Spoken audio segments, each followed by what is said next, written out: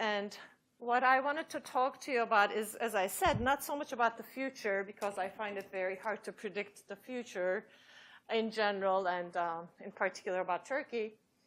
But I'm going to talk a little bit about its history. I actually call this Turkish economy, present, past, and the future. And I realize that this is kind of a ridiculous slide here.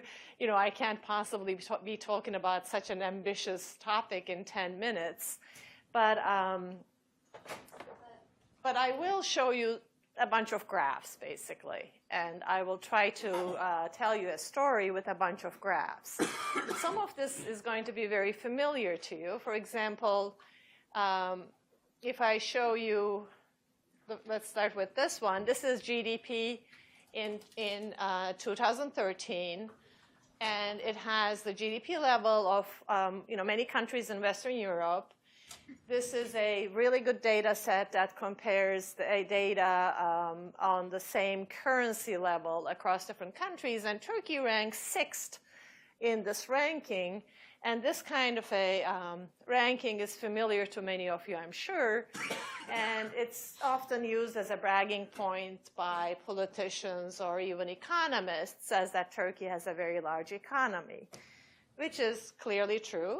But if you look at another indicator, which is GDP per capita of the same set of countries, this is where we rank.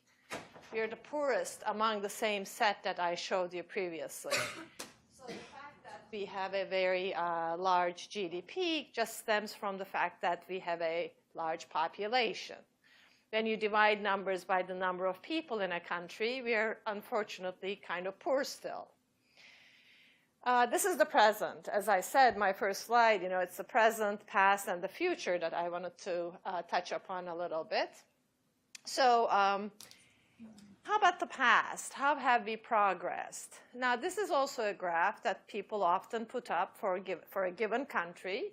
This is the GDP per capita, which is a measure that economists use most of the time to see how the welfare level of a country might have improved over time.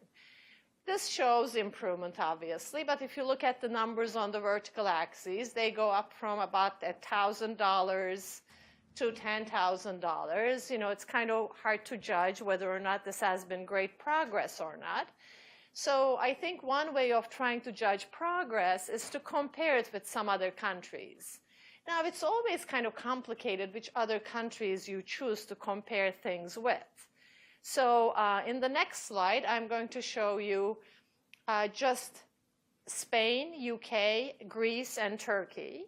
And the reason I chose these countries, especially Spain and Greece, is because in 1950, which is the starting year in this graph, Spain, Greece, and Turkey started at levels that were very similar in terms of their per capita GDPs. Now, I also have UK in that graph, but clearly UK is not a very easy comparison because UK started rich anyway. But nevertheless, I put UK perhaps as the frontier country with the highest GDP per capita. I also could put US, and I have done that in the past, but here I'm going to compare things to UK. Now, when you look at this graph, it maybe tells a story, and I can try to go over that story in a bit more detail, but I think I'm going to show you the same story in a different way. So what I'm going to do is I'm going to look at something that stems from a theory called the Solow growth theory. Actually, Dr. Shimshek talked about Robert Solow, a Nobel laureate. And one of his theories said that, well, countries that were poor to start with should grow faster so that they can catch up with rich countries. And maybe this is my interpretation of what he said now, but I have a feeling that if governments didn't mess things up, then poor countries should grow faster than rich countries. This really comes from a very simple thing called diminishing marginal productivity of capital. Not that we have to go into economics too much, but it comes from very simple concepts that poor countries should grow faster than rich countries, and over time they should converge. Can we see convergence? Can we see any convergence in the data? And to show that, I'm now graphing the growth in two countries, in Spain and Greece, relative to UK. So these two lines are just taking per capita GDP in, say, Spain, and dividing it by per capita GDP in UK. That's all I'm doing. So if you look at the starting point in 1950, they're both starting at 30% of the UK levels. Right? So their income per capita is about 30% of UK levels. You see a steep increase in that ratio, and by 1970s or 75, they are up to 70% of UK levels. This is convergence, and it is probably the imitation stage. That's probably how they catch up in the early years. That's probably how China has been catching up with the US. They imitate, then there comes a point, you see that it's flat. Right? Starting from like 1970s, the ratio doesn't change very much. My interpretation, again, of kind of stealing from Dr. Shahid is that imitation only works up to some point. After that, you have to innovate. And if you don't innovate more than, say, UK does, you stay stable as a percent of UK's level. Now, later on, of course, the Great Recession impacted these countries relatively differently. So you see, for example, for Greece, there is a big decline. And that's because the Great Depression was much worse in Greece than it was in UK. Now, how about Turkey? This is where Turkey is. The first time I drew this graph, I was very, very depressed. This is pretty much my lifetime, and pretty much we were stagnant all this time. There was no convergence.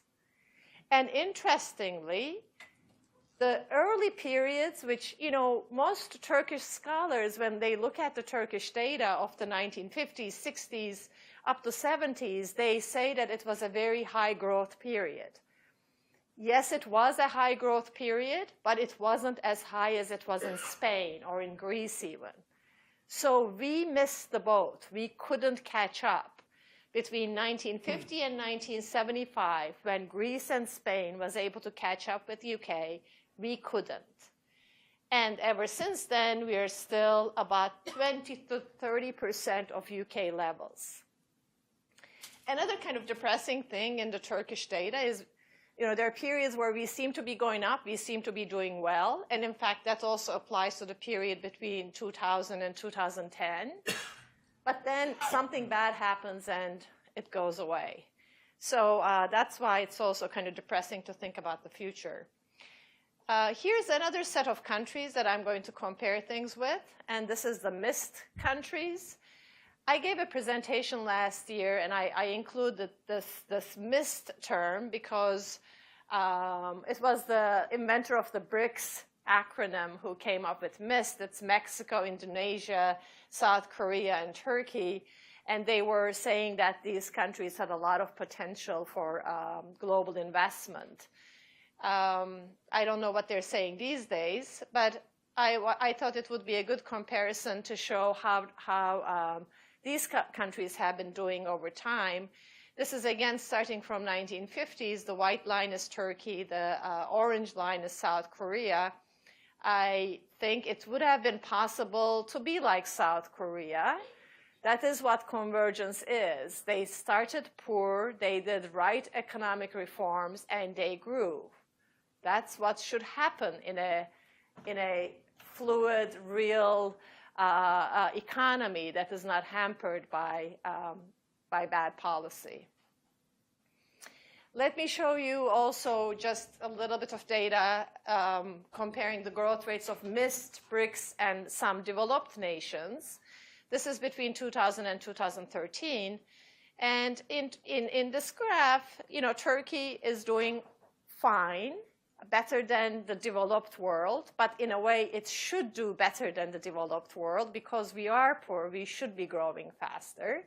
And compared to other poorer nations, we're not growing as fast. but that this was the situation in 2013.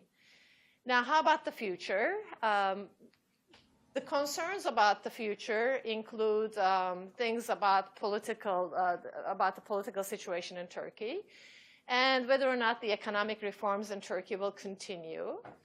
We see manifestation of concern already in the data. So just before I came here last week, I looked at some of the data on things like central bank's reserves, stock market, Turkish lira. These changes that we're observing are actually due to the fact that foreign investors are kind of nervous about Turkish economy. So they're pulling their money out. Now, this is not catastrophic yet. So, for example, there has been a $10 billion decline in central bank reserves in 3 months.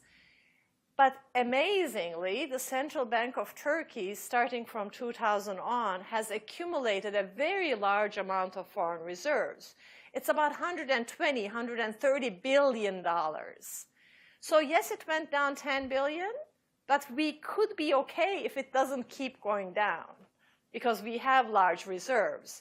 But it is really important to see what's going to happen into the future and how the foreign investors are going to worry or not worry about Turkey. Similar things about the decline in the stock market and the Turkish lira are actually reflecting the foreign investors' nervousness about Turkey as a investment opportunity. Turkey also has a very high current account deficit, and until last year, I used to say that this would be okay because Turkey was growing faster than many of its trading partners. Many of the European countries are growing much more slowly than Turkey, so it makes sense actually for Turkey to have a current account deficit. But it does create some challenges for Turkey, especially if those investors decide not to come to Turkey and pull their money out. And that's the worry that we would have. I'm hoping, as I said, I'm not going to talk about the future because I'm not a good predictor of the future. But I'm hoping that Turkey is strong enough to weather the storm that we're living through. A lot of people talked about the young people and how they've been great, even in the face of the ban on Twitter. I wanted to share a personal thing. I got an email from my mom this morning, who's 82 years old, and she said she was able to get into Twitter. So it's not just the young people. Thank you.